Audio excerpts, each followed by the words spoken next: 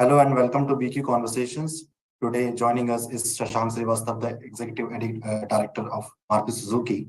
Maruti Suzuki gave its sales number for January yesterday. The sales grew 12% year on year.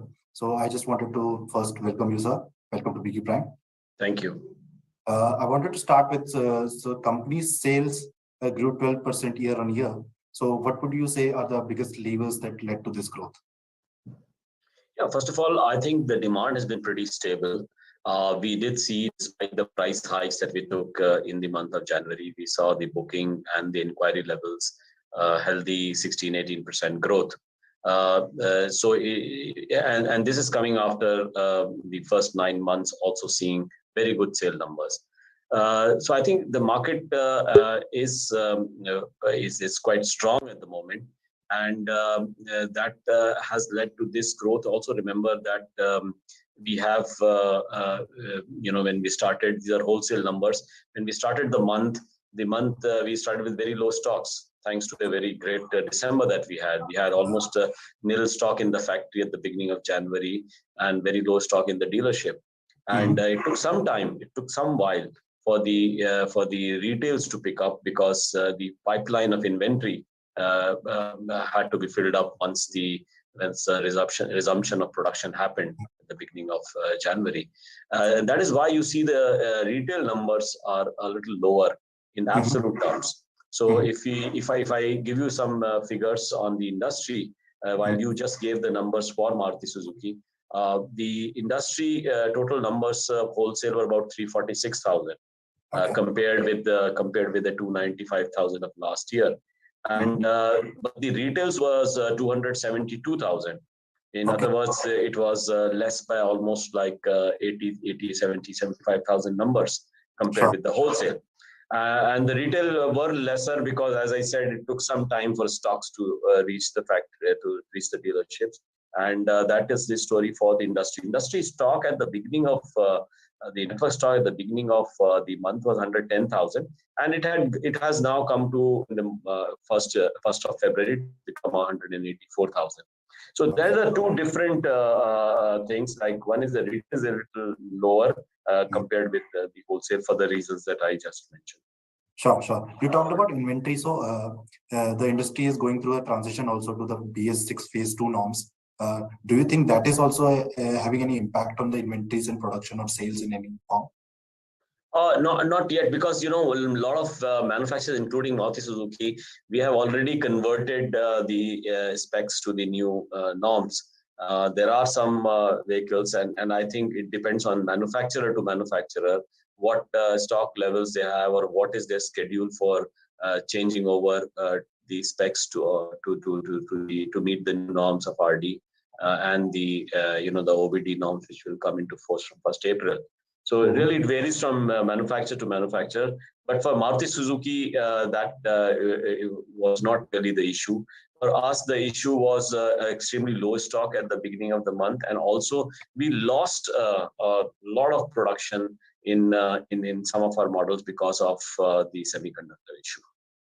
Okay, so was the models in the SUV category or in the mini and compact category? Yes, so they're like the Ertiga, the XL6, the Brezza, the Vitara, the Swift even. So there were many of these models where we could not get to desired production levels because of the semiconductor issue. And I guess this problem, while it has become less, a little less, but still very much there.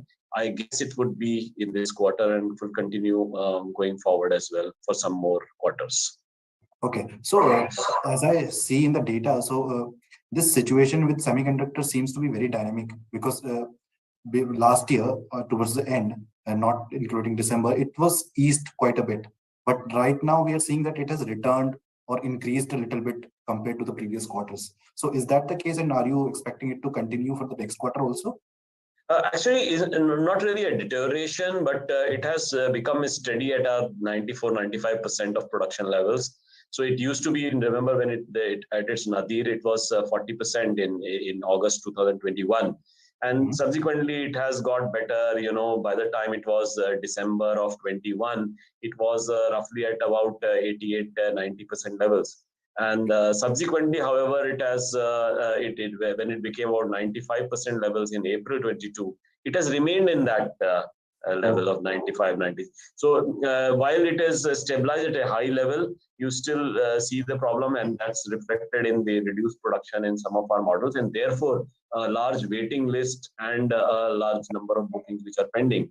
We have, for example, this at the moment 375,000 bookings pending, and it's largely in those models where we are not able to have the desired production levels because of the semiconductors.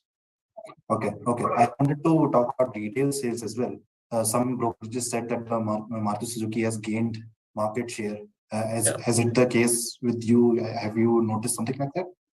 Yeah, so actually on a long-term basis, I mean on a cumulative basis, the wholesale and retail market share sort of converge, because the stock levels ultimately you have to match. In some months it could be higher, in some months it could be lower. In January, for example, the retail is lower. Our retails were about 102,000, 106,000 if we include our super carry as well. Whereas the wholesale was, in domestic market, I'm not counting the OEM supplies, was 147,500. So yes, retail was lower, and the reason for that I already mentioned to you. The starting stock was very low, and we need some time for the inventory pipeline to be replenished. Sure.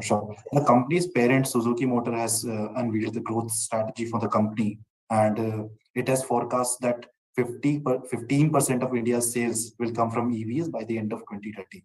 So I wanted to understand that, since this is the first time that the Japanese automaker has indicated some kind of path for EVs, but the target for penetration of EVs for the company is way below compared to the government's estimates or the competitors' forecasts. So what is the reason behind such a low level of penetration compared to government's target or competitors' forecasts? It's not very different actually from the forecast of the industry. The industry forecast, including from Bloomberg and also IHS and such research agencies, is that for passenger vehicles there will be a penetration of around 15 to 17% by 2030. And I think sometimes what comes out in the media and also probably in the consumer mind as well is that the figures of two-wheeler, three-wheeler also get added, and like last month 1 million were sold. But actually speaking, the cumulative sale for passenger vehicles so far is only about 38,000 in the passenger vehicle industry. So I'm talking of our passenger vehicle industry. There the projection for most research people is that it should be between 15 to 17%. And the reason also is given as to, of course, it could be higher if the battery cost was to come down drastically, either because of a new chemistry being discovered, or if the manufacturing cost of batteries comes down, because EVs have a large component of cost comes from battery cost, almost 45 or 50% comes from battery cost. And if that is not going to happen, it hasn't happened in the last 2 years. As you know, the battery costs have actually gone up, not come down. In which case, the inflection point for adoption of EVs will probably get postponed a little bit. And it is in light of this that the projections are 15 to 17% by 2030. Remember, the cost of acquisition and the lack of charging infrastructure are the two major bottlenecks for the penetration and the larger adoption of EVs in our country. And that is where I think the government also in the budget is trying to pitch in by trying to lower down the cost of batteries. For example, they just removed the customs duty on capital goods required for manufacturing of the batteries. So yes, so that I think everybody understands the penetration can be higher if somehow the battery cost comes down. Sure. I also wanted to talk about budget. So the budget forecasted a growth of 6.5% in the GDP, and you had projected industry growth for automobiles at 7 to 7.5% based on some GDP growth underlying it. So would Correct. you stick with the industry growth now that the government has given the forecast of 6.5% growth in GDP? Yes. So as I said, the industry growth is very closely related to the overall economic growth, and that is why we had taken a projection of close to this 6.5% only. 6.3, I think, was the figure which was given earlier. And the projection remains more or less the same. The absolute number, because percentages can be misleading based on the base of this year, this financial year. But for the next financial year, the numbers, absolute numbers, projection remains the same. That is between 4.05 million to 4.15 million. And that translates into a growth. If we assume that this year, financial year, we will end up with about 3.85 million vehicles, it comes in that range of 5 to 7.5%. Wanted to come back to this growth strategy of Suzuki Motors. So they have said that the company's partnership with Toyota will be deepened, and wanted to understand from you what more could it involve in terms of the collaboration. Yeah, so actually, I'm not fully aware of the major more areas of collaboration. Whatever is there in the public space, we already understand that, and that is something which is happening at the headquarter levels of Toyota and Suzuki. So I may not be the best person to comment on the possible areas of collaboration, but we have had production collaboration. As you know, we are supplying them vehicles. They are also supplying vehicles to us. The Grand Vitara, for example, is made in the Toyota factory. So also our their Glanza and Urban Cruiser is made in Maruti Suzuki's factory. Those collaboration and technology collaboration obviously have also been talked about. But beyond that, fresh areas of collaboration or what larger levels is I think it's maybe I'm not the best person to answer that. Sure. That was my last question to you. Thank you for talking to us. Always. Thank you, Vinay. Always a pleasure speaking to you. Bye-bye. Bye. Thank you, sir. Thank you.